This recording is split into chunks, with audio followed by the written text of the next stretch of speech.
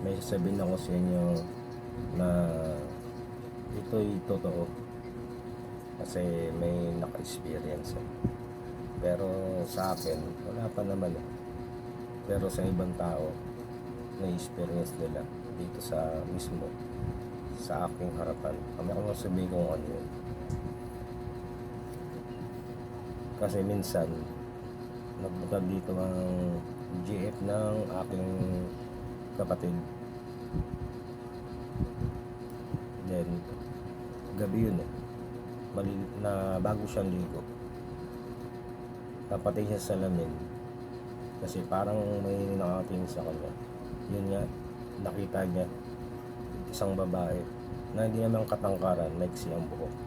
Siguro nasa isip ko baka si nanay na nagpakita sa kanya. So ayun, natakot siya. Sinabi niya sa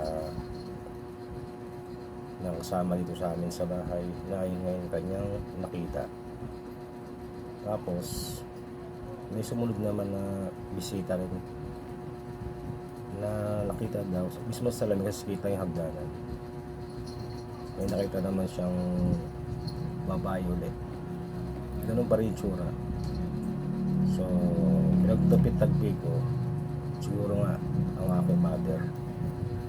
Ito kasi yung salamin na sinasabi ko sa harapan ko. Ayan, ayan yung salamin.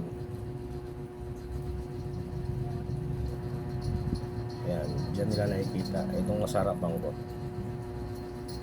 ako sanay naman na buti nga nagpapakita sa kanila Sa ating mundo talaga di natin masabi, ang daming nangyayaring hindi natin maipaliwanag. Siguro talagang may kasama talaga tayo dito sa ninirahan, hindi lang